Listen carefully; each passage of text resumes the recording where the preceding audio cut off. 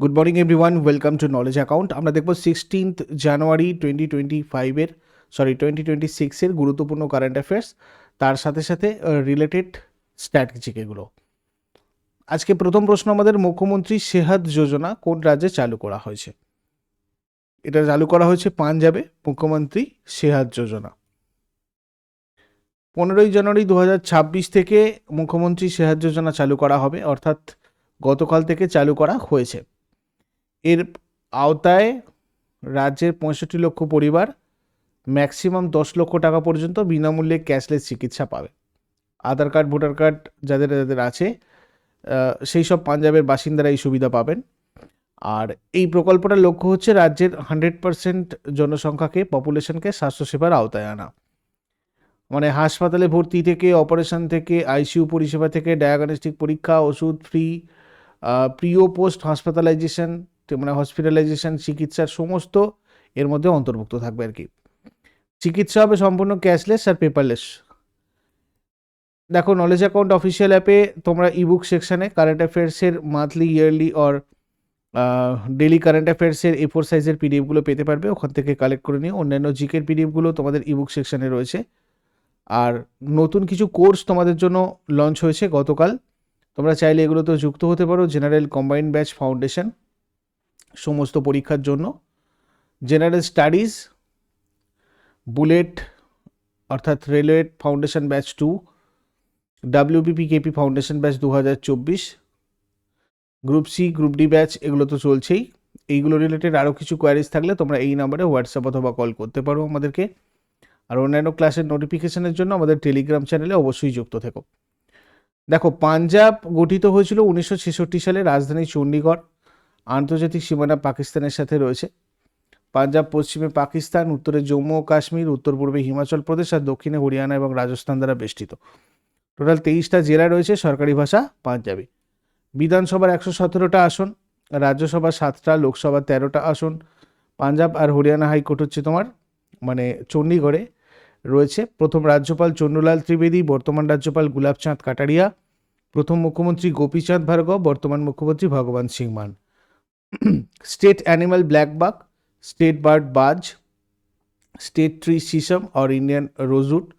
ভাংড়া, গিদ্দা, ডাফ, ধামান, ভান্ড, নাকাল এগুলো এখানকার folk dances. লোহড়ি, বৈশাখী গুরুত্বপূর্ণ উৎসব। এরপরে ওলা ইলেকট্রিক লঞ্চ করা হোম ব্যাটারি স্টোরেজ সিস্টেমটার নাম কি? রিসেন্টলি ওলা ইলেকট্রিক ওলা শক্তি নামের একটা ব্যাটারি স্টোরেজ সিস্টেম তৈরি করেছে। এটা একটা আধুনিক home battery energy storage system, যেটা সাধারণ ইনভার্টারের চেয়ে অনেক বেশি শক্তিশালী। তামিলনাড়ুর কৃষ্ণগিরি গিগা ফ্যাক্টরিতে এটা সম্পূর্ণ মানে আমাদের ভারতের যা টেকনোলজি দিয়ে, ভারতের প্রযুক্তি দিয়ে তৈরি হয়েছে। এতে ওলার নিজস্ব 4680 ভারত সেল ব্যবহার করা হয়েছে, যেটাতে দ্রুত চার্জ হয় এবং এটা দীর্ঘস্থায়ী হয়। বিদ্যুৎ চলে গেলে এটা মাত্র 0 মিলি সেকেন্ডে চালু হয়, ফলে কম্পিউটার আর টিভি বন্ধ হয় না।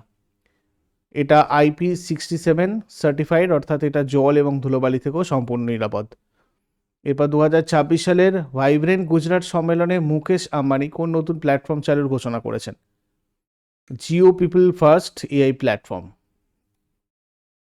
এর লক্ষ্য ভারতের প্রতিটা নাগরিকের কাছে তাদের নিজস্ব ভাষায় এবং নিজের ডিভাইসে আর্টিফিশিয়াল ইন্টেলিজেন্স পৌঁছে দেওয়া। এটা সম্পূর্ণভাবে ভারতে তৈরি একটা পিপল ফার্স্ট প্ল্যাটফর্ম।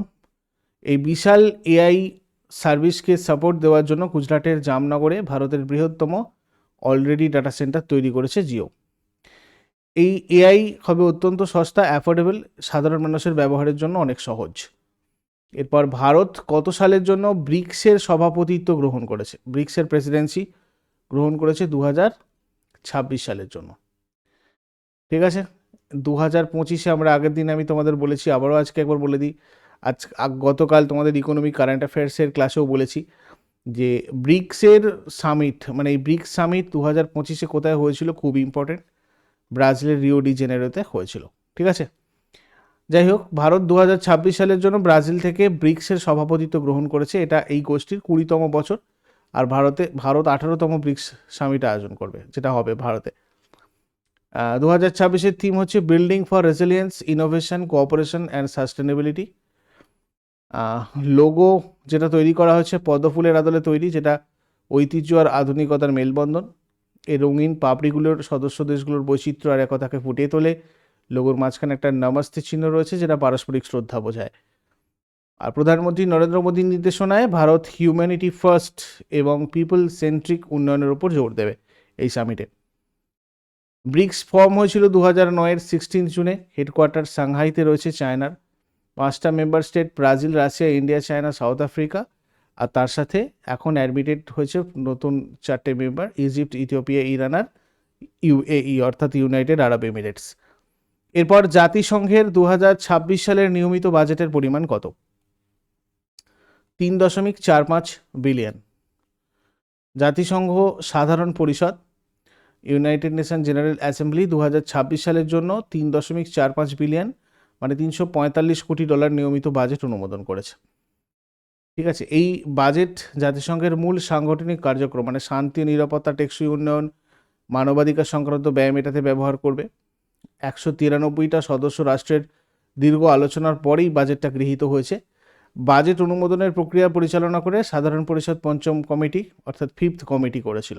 এই ধরনের জিনিসগুলো তোমাদের রেলওয়েতে খুব জিজ্ঞাসা করা হয়েছে। আমি আন্ডার গ্র্যাজুয়েটের কোয়েশ্চেন তোমাদের দেখাবো, কারেন্ট অ্যাফেয়ার্সগুলো ওগুলো রেডি করছি, তোমরা দেখলেই বুঝতে পারবে। তো এনটিপিসির জন্য এবং রেলওয়ে গ্রুপটির জন্য বিশেষ করে তোমরা প্রত্যেকটা পয়েন্ট খুব ভালো করে নোট করবে। জাতিসংঘের নিয়মিত বাজেটে ভারতের অবদান 1.016%। এইটা খুব ইম্পর্ট্যান্ট একটা ডেটা, ভালো করে সবাই নোট করে রাখবে। আচ্ছা দেখো, জাতিসংঘ মানে ইউনাইটেড নেশন প্রতিষ্ঠিত হয় 1945-এর 24 অক্টোবর। এর হেডকোয়ার্টার যুক্তরাষ্ট্রের নিউ ইয়র্কে রয়েছে। এর সরকারি ভাষা হচ্ছে তোমার মানে অফিসিয়াল ল্যাঙ্গুয়েজ আরবি, চীনা, ইংরাজি, ফরাসি, রুশ এবং স্প্যানিশ। এখান থেকেও প্রশ্ন হয় তোমাদের। 193টা দেশ, তার মধ্যে দক্ষিণ সুদানটা 193তম। ট্রিগবি হালভাদান লাই নরওয়ের প্রথম মহাসচিব ছিলেন, এটাও পরীক্ষাতে আসে। এছাড়া অ্যান্টোনিও গুতেরেস পর্তুগালের নবম মহাসচিব বর্তমানের। আর প্রতি বছর 24 অক্টোবর আমরা জাতিসংঘ দিবস পালন করে থাকি। এরপরে ইউআইডিএআই সম্প্রতি আধারের যে অফিসিয়াল ম্যাসকট লঞ্চ করেছে, সেটার নাম কি? এটা হচ্ছে সেই অফিসিয়াল ম্যাসকট যেটার নাম উদয়। আধার পরিষেবার অফিসিয়াল ম্যাসকটের নাম উদয় রাখা হয়েছে। মানে সাধারণ মানুষের কাছে আধার সংক্রান্ত জটিল তথ্য যেমন আপডেট, অথেন্টিকেশন, অফলাইন ভেরিফিকেশন, এগুলো সহজভাবে বুঝিয়ে বলাটার প্রতীক হচ্ছে এটা। এই ম্যাসকট এবং এটার নাম নির্বাচনের জন্য মাই গভ প্ল্যাটফর্মে একটা জাতীয় স্তরের প্রতিযোগিতা হয়েছিল, যেখানে 875 জন অংশগ্রহণ করেছিলেন। ম্যাসকট ডিজাইনের প্রথম স্থান হচ্ছে অরুণ গোকুল, কেরালা।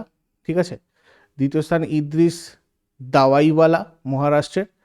আর নামকরণে প্রথম হচ্ছে রিয়া জৈন, দ্বিতীয় ইদ্রিস ওয়ালি। আর কৃষ্ণ শর্মা তৃতীয়, তোমার উত্তরপ্রদেশের তৃতীয় স্থানে। ডিজাইনের ক্ষেত্রে, নামকরণের ক্ষেত্রে মহারাজ শরণ চিলাপিলা। এই প্রথম স্থানগুলো তোমরা দেখে রাখতে পারো রেলওয়ের জন্য। আচ্ছা, বিশ্বে প্রথম কোন দেশ বাণিজ্যিক ভিত্তিতে বায়োবিটুমিন উৎপাদন শুরু করেছে? বাণিজ্যিক ভিত্তিতে বায়োবিটুমিন উৎপাদন শুরু করেছে হচ্ছে তোমার ইন্ডিয়া, ভারত। বিশ্বের প্রথম দেশ হিসাবে বাণিজ্যিক ভিত্তিতে রাস্তা তৈরির জন্য বায়োবিটুমিন উৎপাদন শুরু করেছে। এটা তৈরি করা হয় বায়োমাস আর কৃষিজাত বর্জ্য মানে এগ্রিকালচারাল ওয়েস্ট থেকে। মানে এটা হলে যেটা সুবিধে হবে সেটা হচ্ছে তোমার খড় পোড়ানো কমবে, যেটা উত্তর ভারতে বায়ু দূষণ কমাতে সাহায্য করবে আর কি। স্বচ্ছ ভারত এবং বিকশিত ভারত 2047-এর লক্ষ্য অর্জনে সাহায্য করবে। আর কৃষকরা তাদের বর্জ্য বিক্রি করে বাড়তি আয় করতে পারবেন। ইউবা এআই ফর অল কোর্সটা কোন সংস্থার সহযোগিতায় চালু করা হয়েছে? ইউবা এআই ফর অল, এটা করছে তোমার সিম্পলি লার্ন এবং ইন্ডিয়া এআই মিশন। ঠিক আছে, বিশ্বের অন্যতম বৃহৎ লার্নিং প্ল্যাটফর্ম এই সিম্পলি লার্ন আর ভারত সরকারের ইন্ডিয়া এআই মিশন যৌথভাবে এই যুবা এআই ফর অল এই কোর্সটা চালানোর উদ্যোগ নিয়েছে। কি হবে এটাতে? ভারতের প্রায় 1 কোটি মানে 10 মিলিয়ন নাগরিককে কৃত্রিম বুদ্ধিমত্তা বা এআই সম্পর্কে প্রাথমিক শিক্ষা প্রদান করা হবে। এটা একটা সম্পূর্ণ বিনামূল্যে কোর্স। এতে এআই এর বেসিক ধারণা, বাস্তব জীবনের ব্যবহার এবং এর প্রভাব সম্পর্কে শেখানো হবে। কোর্সটা শেষ করলে শিক্ষার্থীরা ইন্ডিয়া এআই এবং সিম্পলি লার্ন এর লোগো সম্বলিত একটা কো-ব্র্যান্ডেড সার্টিফিকেট পাবে আর কি। এরপর এইচএসবিসি প্রাইভেট ব্যাংকের নতুন সিইও হিসাবে কাকে নিযুক্ত করা হয়েছে? আইডা লিউকে নিযুক্ত করা হয়েছে এইচএসবিসি প্রাইভেট ব্যাংকের নতুন চিফ এক্সিকিউটিভ অফিসার হিসাবে। এরকম রিসেন্ট কিছু অ্যাপয়েন্টমেন্ট দেখো ব্যাঙ্কিং আর ইন্স্যুরেন্স সেক্টরে। জেনারেল ইন্স্যুরেন্স কাউন্সিলের হেলথ ইন্স্যুরেন্স ইকোসিস্টেমের সিইও প্রকাশ, কানাডা ব্যাংকের অন্তর্বর্তীকালীন এমডি এবং সিইও হরদীপ সিং আউলিওয়ালা, কানাডা ব্যাংকের এমডি সিইও ব্রিজেশ কুমার সিং। আচ্ছা, তারপর তোমার ইন্ডিয়া ইনফোলাইন ফাইন্যান্স লিমিটেডের নন executive chairman BP kanungo, state bank of ইন্ডিয়ার এমডি অশ্বিনী কুমার তিওয়ারি। 2026 অস্ট্রেলিয়ান ওপেনে মোট প্রাইজ মানি কত নির্ধারণ করা হয়েছে? 111.5 মিলিয়ন অস্ট্রেলিয়া, মানে ইউএস অস্ট্রেলিয়া ডলার আর কি। তো এটা টুর্নামেন্ট ইতিহাসে সর্বোচ্চ। পুরুষ মহিলা সিঙ্গলস বিজয়ীরা প্রত্যেকে 2.79 মিলিয়ন অস্ট্রেলিয়া ডলার পাবেন, গতবারের চেয়ে 90% বেশি। আর এবারে যেটা হবে অস্ট্রেলিয়ান ওপেন, সেটা হচ্ছে 114তম সংস্করণ হবে। অস্ট্রেলিয়ান ওপেন 2025 মেন সিঙ্গেলস জিতেছিল জনিক সিনার ইটালি থেকে, Madison Keys women single winner মার্কিন যুক্তরাষ্ট্র। ফ্রেঞ্চ ওপেনে men single winner Carlos Alcaraz from Spain and women singles winner Coco Gauff from মার্কিন যুক্তরাষ্ট্র। আর Wimbledon 2025 men single winner Jannik Sinner from Italy and women single winner Iga Swiatek from Poland. US Open 2025 Carlos Alcaraz from Spain men single winner and women single winner Aryna Sabalenka from Belarus. এরপরে রাষ্ট্রপতি দ্রৌপদী মুর্মুর জীবনী নিয়ে লেখা অগ্নি সরস্বেলা বিকান সিঞ্চিনা কমলম দ্রৌপদী মুর্মুর লেখককে? এটা লিখেছেন ইয়ারলাগড্ডা লক্ষ্মী প্রসাদ। মানে অন্ধ্রপ্রদেশের বিশাখাপত্তনমে ভারতের রাষ্ট্রপতি দ্রৌপদী মুর্মুর জীবনী নিয়ে লেখা এই বইটা প্রকাশিত হয়েছে। মানে এই বইটা মানে অন্ধ্র বিশ্ববিদ্যালয়ের রাস্তা পরিষ্কারের কাজে নিযুক্ত এক নারী সাফাই কর্মী লিখেছেন, যার নাম এই লক্ষ্মমা। এই অগ্নি সরস্বেলা বিকাশিঞ্চিনা কমলম দ্রৌপদী মুর্মু, এটা হচ্ছে বইটার নাম, টাইটেল। আর এটা লিখেছেন ইয়ারালাগড্ডা লক্ষ্মী প্রসাদ। শিরোনামটার অর্থ হচ্ছে আগুনের সরোবরে প্রস্ফুটিত পদ্ম দ্রৌপদী মুর্মু। এটা রাষ্ট্রপতির চরম দারিদ্র্য এবং সংগ্রাম থেকে ভারতের সর্বোচ্চ সাংবিধানিক পদে পৌঁছানোর যাত্রাকে প্রতিফলিত করে। আগের দিনের হোমওয়ার্কগুলো দেখে নাও। পশ্চিমবঙ্গের কোন জেলায় অযোধ্যা পাহাড় রয়েছে? পুরুলিয়া জেলায়। আর কোন স্থানকে পাহাড়ের রানী বলা হয়? এটা হয়ে যাবে দার্জিলিং। আজকে তোমাদের জন্য প্রশ্ন থাকবে আসাম রাজ্যের মুখ্যমন্ত্রীকে, আর 2034 সালে এশিয়ান গেমস কোথায় অনুষ্ঠিত হবে? চট করে আগের দিনের কারেন্ট অ্যাফেয়ার্সগুলো একবার কুইক রিভাইজ করে নেব। 15 জানুয়ারি 2026 কারেন্ট অ্যাফেয়ার্স। ভারতের প্রথম সম্পূর্ণ সৌরশক্তি চালিত মোবাইল এটিএম ভ্যান কোন ব্যাংক চালু করেছে? ত্রিপুরা গ্রামীণ ব্যাংক। সম্প্রতি ইতালির সর্বোচ্চ বেসামরিক সম্মান order of the star of Italy কোন ভারতীয় শিল্পপতিকে প্রদান করা হয়েছে? শ্রীনিবাস টেম্পো। সিকিম হাইকোর্টের 24তম প্রধান বিচারপতি হিসাবে কে শপথ গ্রহণ করেছেন? বিচারপতি এ মোহাম্মদ মোস্তাক। ভারতে প্রতি বছর কোন তারিখে প্রবাসী ভারতীয় দিবস পালন করা হয়? 9 জানুয়ারি। সম্প্রতি রাশিয়া ইউক্রেন যুদ্ধে কোন আধুনিক ব্যালিস্টিক ক্ষেপণাস্ত্রটা ব্যবহার করেছে? রাশিয়া ইউক্রেন যুদ্ধে ব্যবহার করেছে ওরেপনিক। অস্কার 2026 সেরা ছবি ক্যাটাগরিতে নিচের কোন ভারতীয় সিনেমাটা তালিকাভুক্ত হয়েছে? কান্টারা চ্যাপ্টার 1। সম্প্রতি কোন রাজ্যের মুখ্যমন্ত্রী ক্যান্সার শনাক্তকরণের জন্য আশা ভ্যান উদ্বোধন করেছেন? গুজরাট।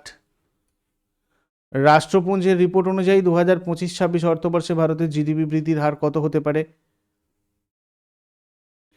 7.2%। কানাডা ব্যাংকের ইন্টারিম এমডি অ্যান্ড সিইও হিসেবে কাকে নিয়োগ করা হয়েছে? হরদীপ সিং আলুওয়ালিয়া। প্রতি বছর কোন তারিখে বিশ্ব হিন্দি দিবস পালন করা হয়? 10ই জানুয়ারি। পেমেন্টস রেগুলেটরি বোর্ডের প্রথম বৈঠক ভারতের কোন শহরে অনুষ্ঠিত হয়েছে? মুম্বাই।